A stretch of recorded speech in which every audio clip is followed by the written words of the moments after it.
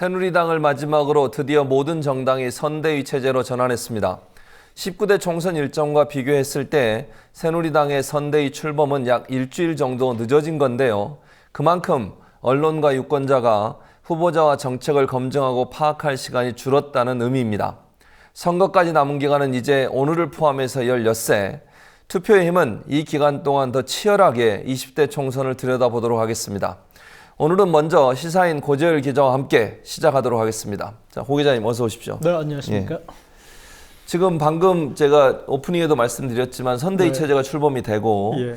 정당별로 이제 공천 작업도 다 끝났고 네. 그래서 대진표가 어느 정도 나왔다 이렇게 볼 수 있겠는데 예. 일반적으로 그냥 그 공천 내용만 보면 일여다야 구도라고 말씀을 드릴 수 있겠는데 네. 고 기자님 보실 때는 이게 실제 일여다야 구도가 된 거라고 보십니까? 외형상으로는 예. 일여다야 구도죠. 왜냐하면 제3당인 국민의당이 20석의 원내 교섭단체를 구성한 정당이기 때문에 그렇게 보이지만 예. 저는 내용상으로는 1대1 구도의 선거라고 봅니다. 그러니까 제가 그렇게 보는 근거는 예. 호남 지역을 제외한 다른 지역에서 국민의당이 제3후보로서 그렇게 위력적인 존재가 아니다. 지금 보면 새누리당에서 공천을 받지 못하거나 문제가 돼서 탈당해서 출마하는 사람 중에 당선권 안에 있는 사람이 수도권에서 한 5명 정도를 꼽습니다. 예.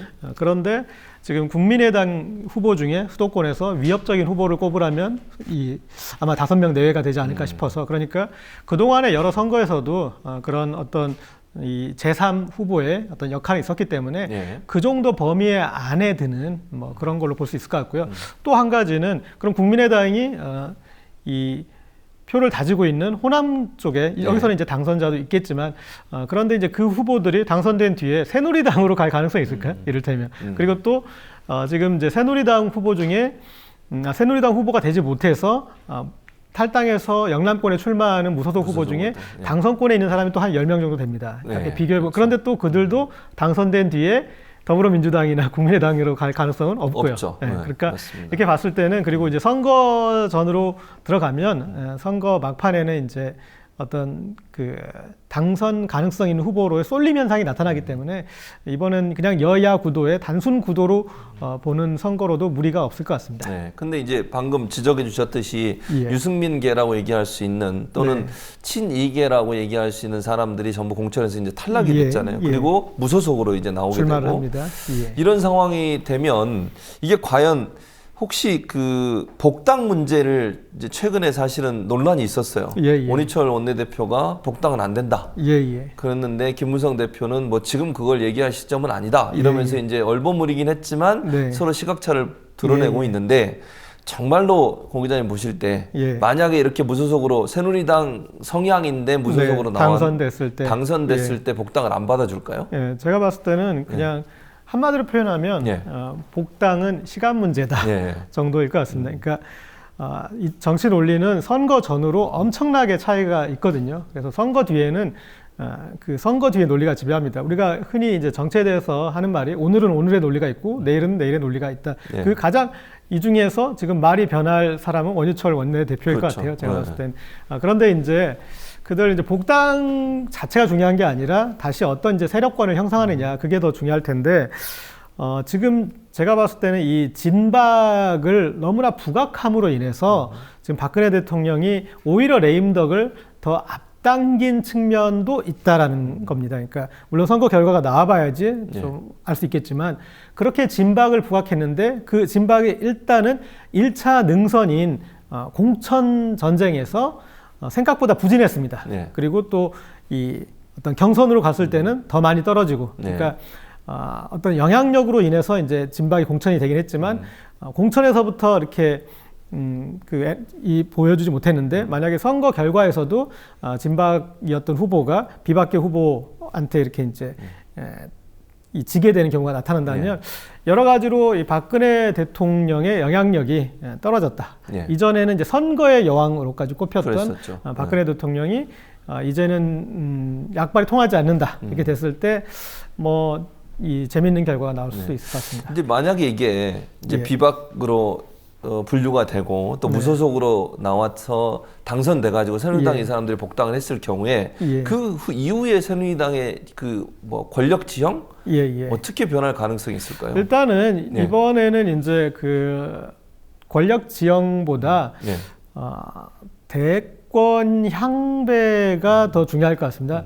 왜냐하면 이제 선거가 지나고 이제 20대 국회가 구성된 뒤에 바로 그 다음에 대선이 있기 때문에 그렇죠. 그러면 이제 대선 주자들에게 플러스 마이너스를 좀 봐야 될 것 같은데 일단은 지금 나타난 양상은 이제 가장 유력한 주자였던 김무성 대표가 계속 지금 점수를 잃어가고 있는 형국이고요. 그렇죠. 그리고 지금 이제 오세훈 전 시장 같은 경우에는 종로에 출마하는데 지금 당선 가능성이 상당히 높게 나오고 있습니다. 그리고 일부 여론조사에서 이제 김무성 대표와 상당히 오차 범위 내에 어떤 그런 유력 후보가 되었는데 총선을 계기로 더 부각될 수도 있을 것 같고요. 그리고 유승민 의원 같은 경우도 충분히 이 잠재력 있는 이 대권 주자로 성장할 것 같습니다. 그리고 또 이 김문수 전 경기지사 같은 경우는 조금 이번 총선이 이렇게 도움이 되긴 힘들지 않을까.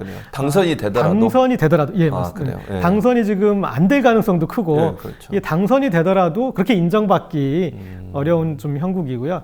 그래서 일단은 이런 이제 그 여권의 대선 구도 자체를 더 주목해야 돼요. 당권 물론 이제 당권이 어떤 식으로 형성되느냐에 따라서 대선 경선을 좌지우지하는 부분에 있지만 일단은 이 대선 주자 중심으로 어떤 그 갈래치기를 해야 될 것 같습니다. 이게 이제 보통 이번 선거가 사실은 박근혜 정부 출범 4년 차에 이루어지고 있으니까 중간 평가 성격이 좀 있는데 사실은 그게 별로 부각이 안 되고 있단 말이에요. 사실은 현 정부가 제대로 그런 경제정책을 펼쳤느냐 그렇게 국회를 압박하고 또 국민들한테 협박도 하고 이러면서 경제 살리자고 얘기했는데 과연 그럼 우리가 정말 경제적으로 지표상으로 보나 경제가 뭐 제대로 되고 있느냐 이런 부분 의문이 많은 거잖아요. 그런 부분들이 전혀 이슈 안 되고 있고 정책도 거의 사라져 있고 이런 상태인데 이게 남은 2주 거의 2주 정도 남았는데 이 기간 동안 이게 이슈화 되거나 또는 어떤 여론몰이를 할 수 있는 계기가 될까요? 통상적으로 지금 이제 말씀하셨듯이 집권 4년차 좀 4년차 초반이긴 하지만 여기에 치러지는 총선이기 때문에 여당이 절대적으로 분리해야 하는 선거입니다. 그리고 박근혜 대통령의 경제 성적표는 정말 좋지 않고 지금 그리고 불황에 접어들고 있기 때문에 안 좋아야 되는데 말씀하셨다시피 전혀 그런 어떤 정권 심판 선거로서의 성격이 보여지지가 않고 있는데 남은 기간에 야권이 어떤 이제 그 공세를 펴거나 어떤 이슈 파이팅을 해서 그런 정권 심판 선거로서의 그리고 이 경제 실정에 대한 어떤 책임을 묻는 선거의 성격을 살려낼지가 관건이 될 것 같습니다. 또 한 가지는 이제 이게 반대쪽으로 생각을 하면 정부 요즘 뉴스에 보면요 매일 북한 관련 뉴스잖아요. 북한이 이제 호전적으로 뭐 미사일도 쏘고 그다음에 전쟁 훈련도 하고 이런 모습도 서울을 타겟으로 한다, 뭐 청와대를 타겟으로 한다. 이런 어제도 나오고 계속 나오고 있거든요. 혹시 이런 그러니까 반대로 박근혜 대통령이 그렇게 계속 주장을 했잖아요. 경제 발목 잡기, 뭐 정부 발목 잡기. 이래서 야당을 공격하는 어떤 바람몰이, 새몰이 또는 여론몰이 이런 가능성도 있지 않을까요? 일단 이제 말씀하셨던 그 북풍에 대한 얘기는 조금 뒤에 하기로 하고요. 그러니까 그 어떤 이제 역풍에 대해서 말씀드리자면 충분히 그럴 우려가 있습니다. 그러니까 중요한 거는 이슈를 누가 어떻게 효과적으로 활용하느냐의 문제니까요. 그래서 이제 야당의 발목 잡기를 이제 문제 삼기도 할 수 있고 그리고 사실은 이제 지금의 어떤 그 언론 지형도에서 야권의 주장을 전달하는 그런 언론 매체보다 여당의 정부의 주장을 그대로 이제 답습하는 언론 매체가 많기 때문에 이제 그런 것이 더 이슈화될 가능성은 충분히 있을 것 같습니다. 이제 여기서 좀 더 이제 연장해서 얘기를 하자면 원래 이제 정권 심판 선거가 돼야 되는데 지금 여론조사 결과 같은 걸 보면은 야권 심판, 야당 심판 선거다라는 것도 거의 비슷하게 나오고 있어요. 근데 그 야당 심판이라는 거는 친노 뭐 청산 그것과 이제 궤를 같이 합니다. 그동안 종합편성 채널을 통해서 계속 이제 강조되었던 이슈죠. 그리고 그 친노 청산이라는 이슈를 10분 활용한 것이 또 국민의당이고, 그러니까 국민의당이 더불어민주당을 탈당하는 분당하는 이유이기도 했고, 그리고 지금 더불어민주당을 공격하는 이유이기도 해서 그래서 어떻게 보면은 이 당내의 어떤 갈등 요소였던 친노 청산 문제가 이제 선거의 주요 이슈화 되면서 그것이 야당 심판 선거로 좀 확대 재생산된 측면이 없지 않습니다. 또 한 가지는 이제 그 2009년도에 미디어법이 통과가 되면서 예. 종편이 이제 승인이 됐고 네네. 그렇게 해서 탄생한 종편이 박근혜 대통령의 대선 때 네. 지대한 영향을 미쳐서 당선하는 데 어떤 영향을 미친 부분이 적지 않은데요. 이번에도 대선 때는 뭐 그렇게 큰 영향은 그래요? 없어요. 그게 그러면 이제 예. 이번에도 총선 과정에서 네. 종편이 이런 쇠몰이나 여론몰이 방금 예. 지적하셨던 그런 문제들을 일으키는 또는 뭐 주요 어떤 요인이나 아니면 이미 어떤 그렇게 됐죠. 이렇게 됐는데 그런데 이제 그런 측면을 지켜볼 필요가 있을 것 같습니다. 일단은 종편의 덕을 봤던 건 이제 국민의당이 분당 과정에서 덕을 봤고요. 예. 이제 거기에서 종편이 계속 이제 친노 청산 문제 그 부분을 부각을 했기 때문에 어떻게 보면 분당의 정당성을 부여해준 셈이죠. 사실은 어떻게 보면 이제 이 당내 문제는 당에서 전당대회를 통해서 해결을 해야 되고 네.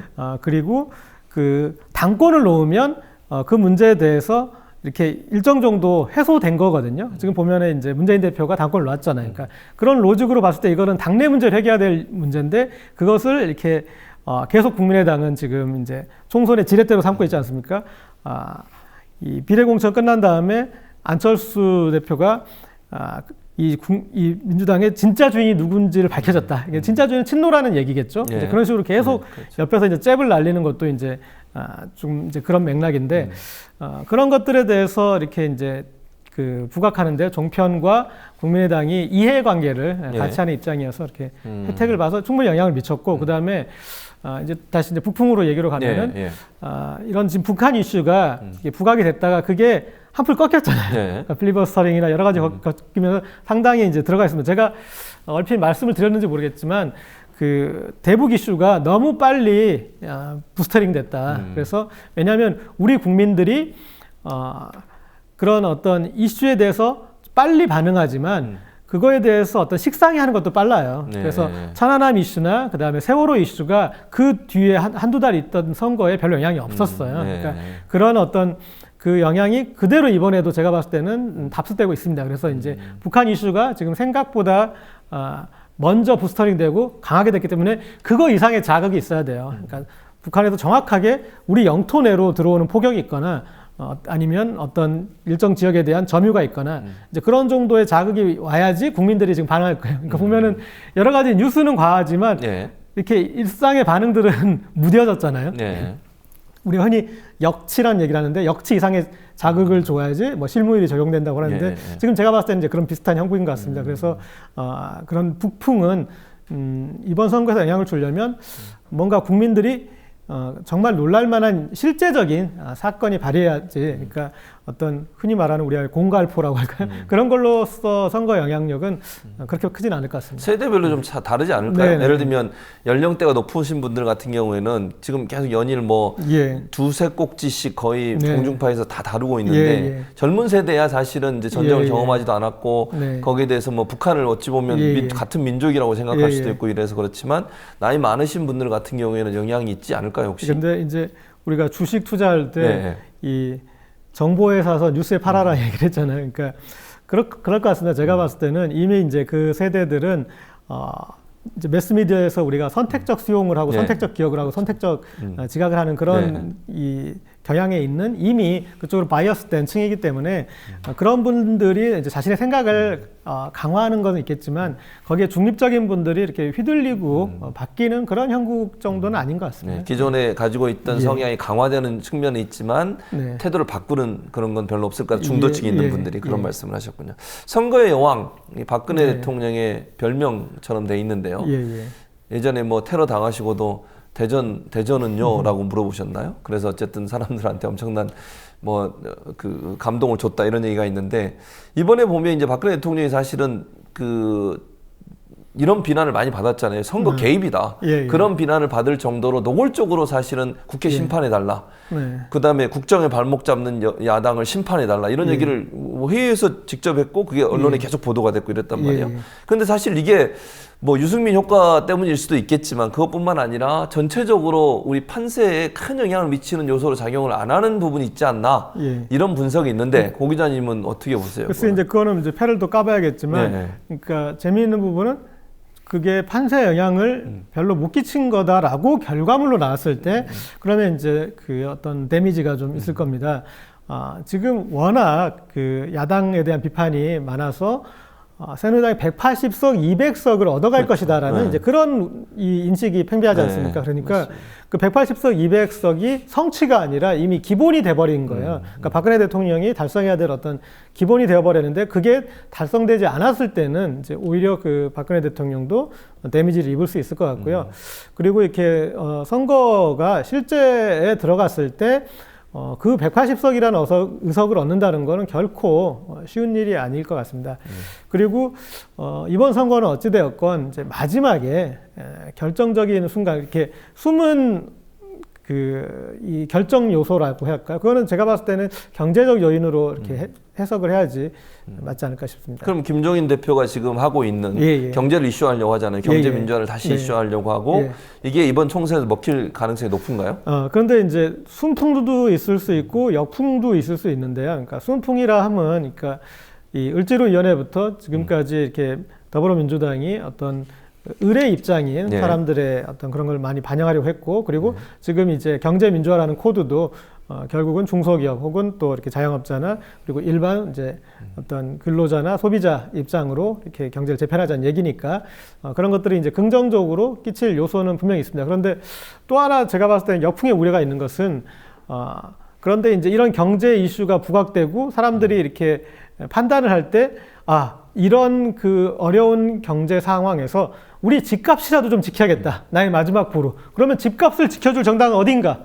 이렇게 갔을 때는 새누리당이 오히려 더 유리해질 수도 있고요. 그래서 어떤 이 경제 선거라는 게 그런 음향이 있는 것 같습니다. 그리고 제가 주목하는 부분은 지금 어쨌든 지역구가 가장 많이 늘어난 곳이 이 수도권이고 6석 그렇죠. 가까이 늘었지 않습니까? 맞습니다. 그래서 그들에게 이제 가장 체감하는 그런 부분이 이제 경제인데 여기에서 이제 어떤 그 판단을 내리고 어떤 어떻게 표를 줄지 그게 저는 지금 가장 궁금합니다. 예. 그래서 어쨌든 경제 문제가 일정 부분 이슈의 한 부분을 숨은 참여할 이슈고 가능성이 그리고 있다. 마지막에 어떤 이제 그 투표를 할 때 영향을 끼치지 않을까. 이렇게 지난 대선 때도 수도권에서 문재인 후보가 그래도 한 100만 표 정도 앞서지 않을까 하는 이제 그런 예측도 있었지만 이렇게 뚜껑을 열어보니까 그런 100만 표가 아니라 거의 그냥 비슷한 정도로 나왔는데 그런 것들도 이렇게 경제 이슈에서 어떤 그런 결정된 측면이 있었던 것 같습니다.